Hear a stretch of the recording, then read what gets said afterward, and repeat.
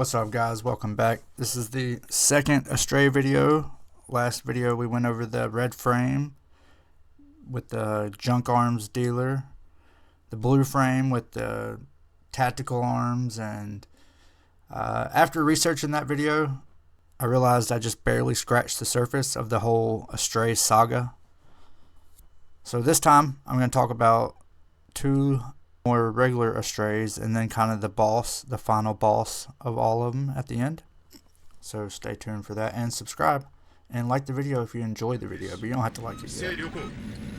The MBF P04 Gundam Astray green frame is the fourth of the 5 original prototype Astrays that were either stolen or recovered during the Heliopolis incident. While its brothers became legendary for their high-tech wizardry, the green frame became the symbol of the grounded warrior, like a machine built for the grit of the jungle and the reality of the human struggle. So it had 2 pilots.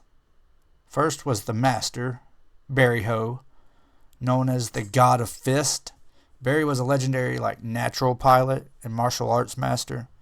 He was given the unassembled parts of Unit 4 by Rondo Mina Sahaku and painted it green for jungle camouflage. For Barry, the Gundam wasn't a weapon of mass destruction. It was an extension of his own physical body. He fought with a crazy karate style and everything in the Gundam. It was his unique style. So Trojan, the student, he was a guerrilla fighter in the Republic of East Asia. He was rough, impulsive, and lacked the refined skill of his master. Barry took Trojan under his wing, mentoring him in both martial arts and piloting, eventually letting Trojan take the controls of the green frame to defend his homeland. The green frame was designed for maximum versatility in dense terrain. Unlike the red frame's single massive katana, the green frame utilized a really cool twin sword rifle. It's a 3-in-1 tool that could function as a standard beam rifle or a twin beam sword for a staff fighting style. It also features an AI system, which was specialized combat support AI developed by Lo, the red pilot. This AI helped natural pilots like Trojan predict the moves of superior coordinator opponents. However, the story uses this as a lesson. The AI was only for defense. Trojan eventually learned that relying on the machine's predictions made him a stagnant pilot. The blue frame kicked his ass because he depended on the AI. And that was really just a training. But yeah, Trojan got mouthy and got his ass handed to him. So the turning point of the green frame story is the death of Barry Ho. Barry was killed in action by Sue, a violent and unstable combat coordinator. This dude was whacked out of his mind. And the art style just makes him look... Barry died protecting the ideals he taught Trojan, that strength is meant for protection, not just destruction. For the rest of the Frame Astrays manga, Trojan struggled with imposter syndrome. He felt he wasn't worthy of being the successor of the God of Fist. Every time he stepped into the green frame, he felt the shadow of his master. Initially, Barry's death fueled a rage in Trojan that made him dangerous, kind of a sloppy pilot getting overwhelmed.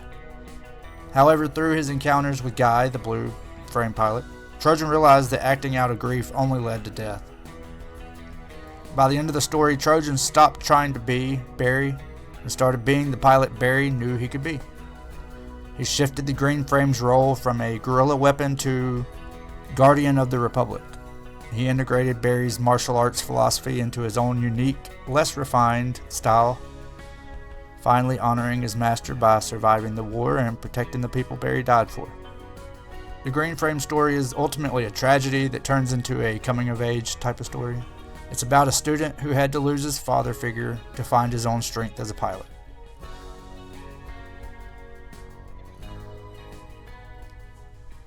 The MBF P05LM. This is the Lost Fifth Unit, the Mirage Frame story found in the photo novel Gundam Seed vs. Astray, but it's centered around the Librarian Works. Unit 5 was thought to have been destroyed during the collapse of Heliopolis. Librarian Works, which is a group that is basically obsessed with correcting the past. They scavenge the incomplete frame from the debris field. This shadow organization resurrects legends as carbon humans to rewrite history. They bring back Rondo Gina Sahaku, who died in the original series, specifically to hunt down the red and blue frame. But there's a glitch. This version of Gina is obsessed, like almost insane. He doesn't want to just win, he wants to erase the fact that he ever lost. Gina's first major act is attacking his own sister, Rondo Mina Sahaku. Using the Mirage Frame's colloid particles, he disguises himself as her own gold frame Amatsu to get close. It's crazy. He ruthlessly defeats her, not for tactical gain, but to spit on the legacy of the Sahaku family. After being defeated by Guy, the blue frame pilot, in their first encounter, Gina realizes no human body can handle the Mirage Frame's max output. He undergoes horrific surgery, replacing his blood vessels with synthetic tubes and his bones with carbon fiber. He literally gives up his humanity to become a living computer for the Mirage Frame's second issue. In one of the most famous moments of the photo novel, there is an entire sequence where Gina defeats Guy, stands over the wreckage of the blue frame laughing. Then the scene shifts. It's revealed to be a total hallucination, a simulation in Gina's broken mind. In reality, Guy had already countered him, and Gina was just frozen in a psychological trap. Most people think that Gina dies again, but he actually survives the versus Astray conflict. By the time we get to the Princess of the Sky manga, the ghost has found a purpose. He is no longer trying to rule the world. Instead, he has become the loyal protector of his sister, Mina, and her successor, Lath Winslet. He still has the carbon human battle mode when he fights. The artificial blood vessels in his head expand, making it look like he's crying red tears. He has gone from the ultimate villain to a silent, terrifying guardian who uses the Mirage Frame to test and train the next generation of Astray pilots. The Mirage Frame is famous for its Gladiator Mode. It literally transforms, flipping its head to reveal melee sensors and rotating its limbs to deploy the A swords, which are ankle blades, and the B swords, which are bracelets, forearm blades with built-in beam cannons. Its primary weapon is I'm not going to try to say that, but it's a katana. It uses variable phase shift, the VPS system from Seed. It actually scans the enemy's armor on impact and changes its own toughness and vibration frequency to ensure the next hit is a kill. Combined with a Mirage colloid system that creates sensor ghosts, the Mirage Frame is the ultimate anti-Gundam weapon.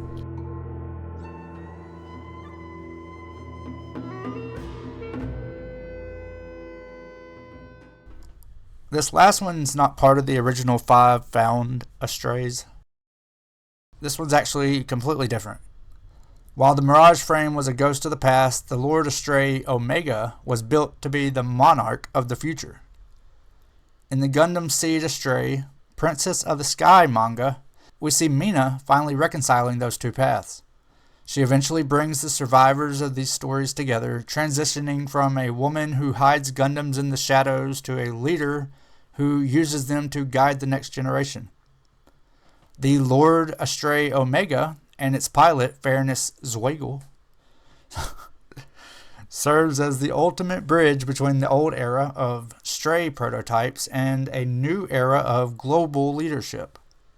While characters like Lo and Guy represent the fringe scavengers and mercenaries, Fairness and the Lord Astray represent the pinnacle of perfection and the burden of those who are born to lead. Fairness is a carbon human, a genetically engineered clone created to be a perfect human being. Unlike the clone of Rondo Gina, which ended up being consumed by ego, Fairness was designed with a specific philosophy, which is to be a beneficent monarch. His purpose in the story is to stabilize the world after the chaos of the Bloody Valentine Wars. He views himself as a ruler who must be stronger than everyone else to ensure peace. The Lord Astray Omega was his tool for this.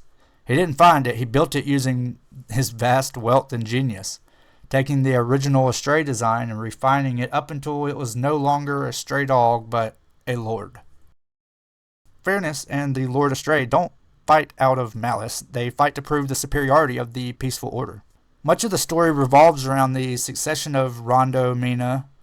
Fairness acts as a rival and a mentor of sorts to Kazahana Aja. Their battles are often tactical and philosophical, testing whether Kazahana has the strength to succeed Mina. Fairness occasionally clashes with the established legends of the series, including the Gold Frame and even members of the Junk Guild. His combat style is described as graceful but overwhelming, because the Lord Astray is made of rare metal Omega. Most opponents literally cannot damage him, turning his battles into one-sided displays of power meant to force a surrender, basically. In a pivotal moment, Fairness battles against the remaining shadow elements of the Librarian Works.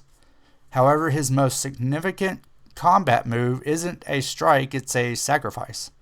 He willingly gives up half of the rare metal Omega armor from his own suit to repair the gold frame Amatsuhana, which is like a really cool all-white gold frame Amatsu, which is piloted by Kazahana.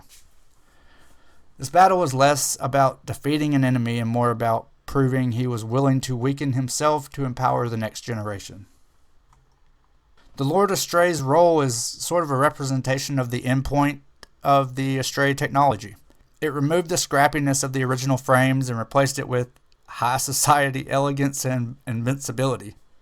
The pilot's philosophy is a foil to Rondo Gina Sahaku. Where Gina wanted to rule through fear and force, Fairness wants to rule through perfection and philanthropy. The Lord Astray's role was to usher in the end of the Astray series, moving the focus from secret prototypes to the public reconstruction of the world. In short, Fairness is the final boss who is actually a hero. He battled to prove that the world was ready to move past the Shadow Wars into the future led by Princess of the Sky. The Lord Astray is built from this rare metal Omega, an experimental alloy that makes the suit practically invulnerable to conventional weapons. Its main weapon is the Lord Longsword. It's just a massive blade, which is like the Swiss Army knife of the Cosmic Era. It can be a heavy broadsword split into dual blades or transform into a whip sword, like segmented blades held together by cables, sort of like what we see with Renji in Bleach. And somehow, when this thing was released as a Gunpla, they ended up naming this thing the Lord Astray, which I'm assuming was just a bad translation because it kind of kills the whole idea of the suit. So I don't know how that... From Trojan inheriting the master's legacy in the mud to Fairness, scratch all of that. So as a lot of you know, I started out selling Gundam Converge, and I brought a bunch of people over from there. And we weren't always given much love from Bandai, not like the Gunpla community. But I would have loved to have seen a Mirage Converge figure. I think we did get a green frame. I had the red and blue ones at one time, but I think I sold them just recently. Anyways, thanks for watching the video.